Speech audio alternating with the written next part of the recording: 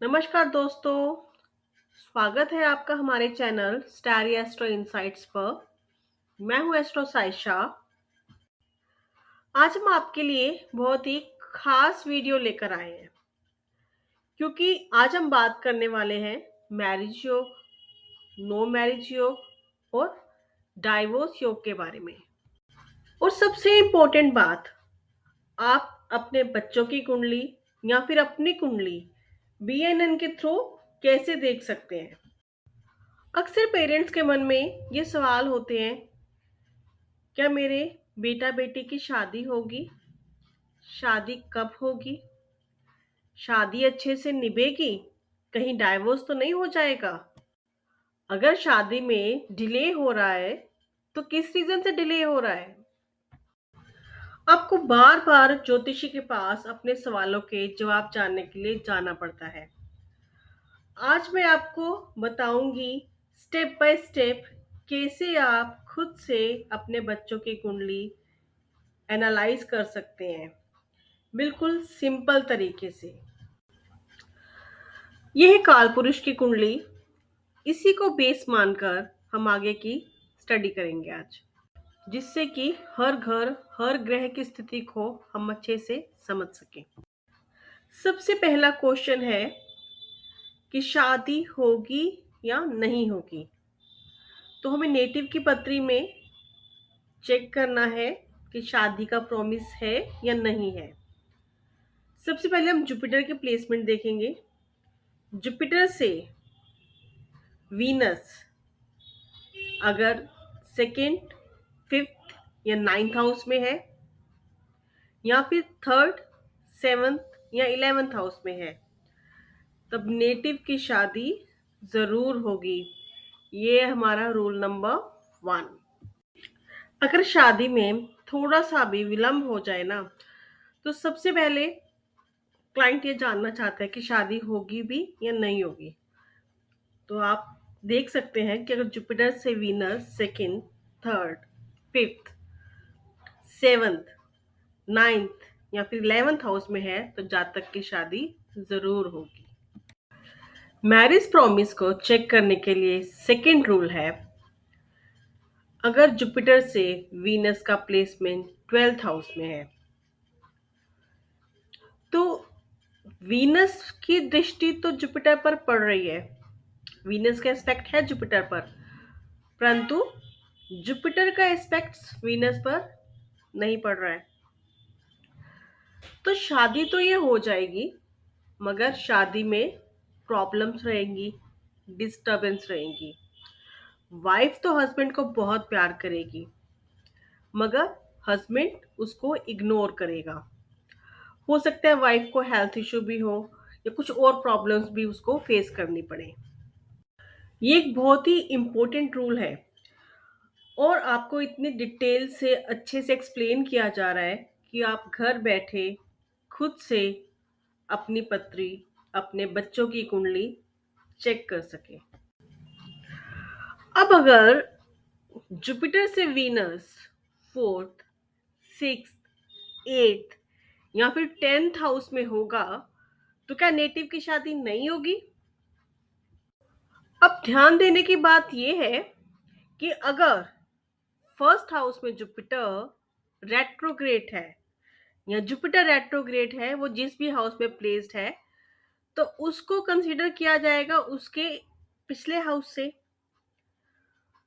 It means वहां से Jupiter जब वीनस को फोर्थ हाउस में देख रहा है, तो उसका रिलेशन बन गया फिफ्थ का। जब जुपिटर सिक्स हाउस के वीनस को देख रहा है एक नंबर पिछले हाउस से, तो वहां पे उसका रिलेशन बन गया सेवंथ का। इसी तरह से एट्थ हाउस के वीनस का रिलेशन बन जाएगा नाइन्थ का, और 10th हाउस के वीनस का रिलेशन बन जाएगा 11th का। तो हम कह सकते हैं कि इस जातक की शादी अवश्य होगी, और ये है रूल नंबर 3। आई थिंक अब सबको ये पॉइंट क्लियर हो गया होगा कि शादी के योग है या नहीं है। भृगुनंदी नाड़ी में एस्पेक्ट्स या फिर दृष्टि होती है 159, 3711 और 212 की।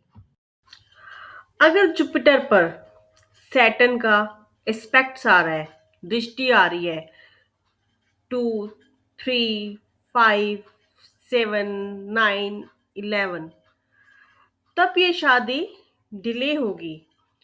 अगर जुपिटर वीनस के कॉम्बिनेशन में शादी 25 ईयर में होने वाली थी, तो अब ये थोड़ी सी डिले होगी, लेट होगी ये शादी। अब नेक्स्ट क्वेश्चन ये आता है कि वाइफ कौन सी डायरेक्शन से आएगी। तो हाउसेस की डायरेक्शन इस प्रकार से है, 159 की डायरेक्शन है ईस्ट, 2610 की डायरेक्शन है साउथ, 3711 की डायरेक्शन है वेस्ट एंड 4812 की डायरेक्शन है नॉर्थ। तो जिस हाउस में वीनस प्लेस होगा उस हाउस की डायरेक्शन से वाइफ आएगी। एग्जाम्पल कुंडली में वीनस को हमने 5th हाउस में कंसीडर किया है या फिर 9th हाउस में कंसीडर किया है। तो 5th हाउस और 9th हाउस की डायरेक्शन है ईस्ट, मींस जहां पर नेटिव का जन्म हुआ है और जहां पर नेटिव रहता है वहां से ईस्ट डायरेक्शन से उसकी वाइफ आएगी।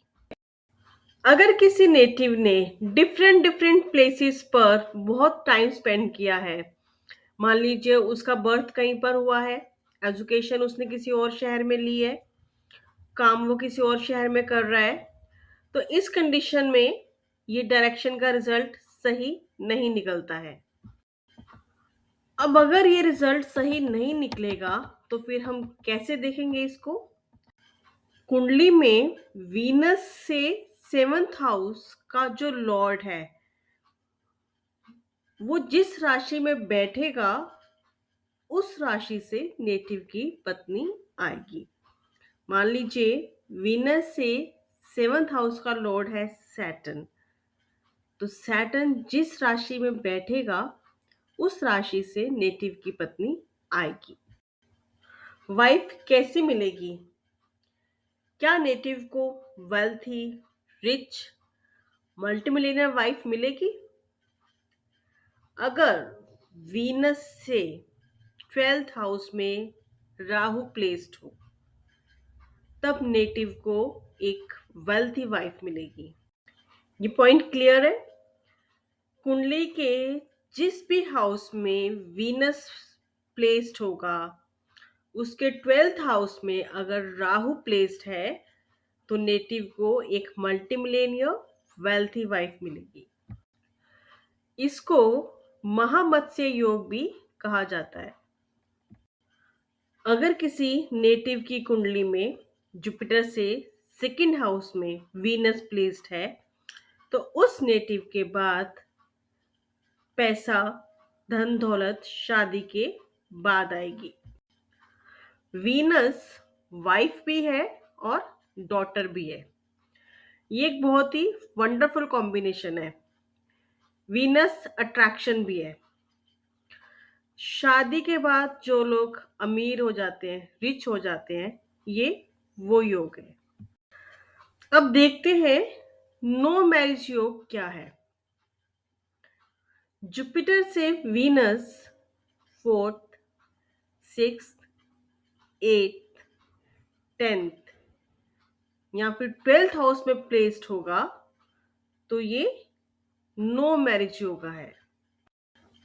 इस सिचुएशन में नेटिव की शादी नहीं होगी। ये था हमारा फर्स्ट रूल। और ये तभी होगा जब जुपिटर रेट्रोग्रेड नहीं होगा। अगर जुपिटर रेट्रोग्रेड होगा तो ये कंडीशन नहीं बनेगी। इस केस में अगर वीनस रेट्रोग्रेड हो जाए तो वीनस जुपिटर का कॉम्बिनेशन बन जाएगा और शादी तो हो जाएगी।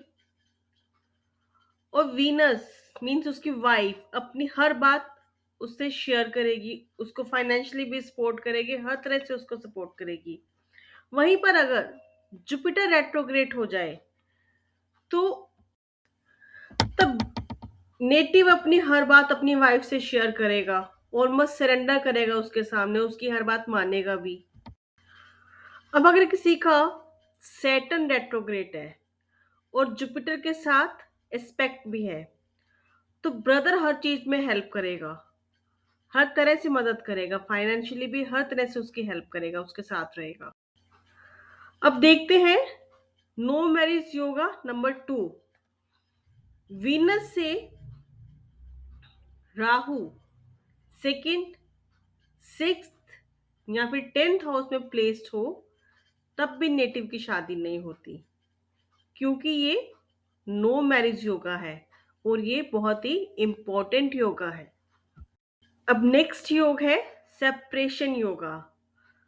अगर नेटिव की कुंडली में जहां पर भी वीनस प्लेस्ड हो, वहां से 1, 5, 9 या फिर सेकंड, 6 या 10th हाउस में अगर केतु प्लेस्ड है, तो ये बन जाता है सेपरेशन का योगा, क्योंकि केतु डिटैचमेंट देते हैं, सेपरेशन देते हैं। इसलिए वीनस से 1, 5, 9, 2, 6, 10 में अगर केतु की प्लेसमेंट है, तो ये बन जाएगा सेपरेशन योगा। नेक्स्ट योग है सेपरेशन योग नंबर 4 का योग। अगर वीनस से 7th हाउस का लॉर्ड, एग्जाम्पल कुंडली में जो कि मास है, वो 6, 8, 12 में हो या फिर 6, 8, 12 के लॉर्ड के साथ हो, तब भी सेपरेशन का योग बनता है। या फिर 7th हाउस का लॉर्ड मास राहु केतु के साथ हो, तब भी ये सेपरेशन या डिवोर्स का कॉम्बिनेशन बनता है। अगर नेटिव की कुंडली में ये चारों रूल कहीं पर भी अप्लाई नहीं हो रहे हैं, तभी उसकी मैरिड लाइफ हैप्पी होगी। तो हमने देखा जुपिटर से वीनस अगर 2, 5, 9, 3, 7, 11 में होगा, तो शादी का योग बन रहा है। अगर जुपिटर रेट्रो है, तो शादी तो होगी, बट थोड़ी सी मैरिड लाइफ में डिस्टरबेंस रहेंगी, और नेटिव अपने पार्टनर के आगे सरेंडर कर देगा, उसकी हर बात को वो मानेगा, नेटिव वाइफ से हर बात शेयर करेगा। अगर वीनस रेट्रोग्रेड है, तो वाइफ नेटिव से हर बात शेयर करेगी और उसकी हर तरह से हेल्प करेगी। अगर सैटर्न है, तो ब्रदर हर बात शेयर करेगा, हर चीज शेयर करेगा, वो हेल्पफुल होगा। जुपिटर से वीनस अगर सेकंड में होगा, तो खूब धन धान्य होगा, रिच होगा, उसको शादी के बाद अच्छा पैसा मिलेगा, अच्छी अर्निंग करेगा, कमा लेगा पैसे वो। वीनस से केतु अगर 1, 5, 9 में हो या फिर 2, 6, 10 में हो, तब ये सेपरेशन का योग बन जाता है। एक बात यहां पर ये ध्यान देने की है कि अगर इस पर जुपिटर का एस्पेक्ट पड़ जाए, जुपिटर की दृष्टि पड़ जाए, तो ये दोष कैंसिल हो जाता है। चलिए कुछ एग्जाम्पल देख लेते हैं। ये है के.एन. राव जी की पत्री। आप देख सकते हैं कि इसमें वीनस एंड जुपिटर का 110 का कॉम्बिनेशन बन रहा है। इसमें एक और कॉम्बिनेशन बन रहा है वीनस एंड राहु का। वीनस से 6th पे है राहु, जो कि हमने बताया है आपको कि ये नो मैरिज का योग है। एक और पत्री देखते हैं। ये है एपीजे अब्दुल कलाम जी की पत्री। Is a great person. अब आप देखिए इनकी कुंडली में वीनस से राहु 6th हाउस में है, जो कि हमने आपको बताया है कि ये नो मैरिज का योगा है और ये यहाँ पर एप्लीकेबल हो रहा है। अब आपको समझ आ रहा होगा कि टोटल बैचलर के योग क्या हैं। अधिक जानकारी प्राप्त करने के लिए आप हमसे संपर्क कर सकते हैं। हमें कमेंट करके जरूर बताइएगा कि आपने किस किस की कुंडली ये वीडियो देखने के बाद चेक की है। Thanks for watching. मिलते हैं नेक्स्ट वीडियो में, जो कि सेम टॉपिक पर होगा मगर नाड़ी नक्षत्र एस्ट्रोलॉजी पर बेस्ड होगा।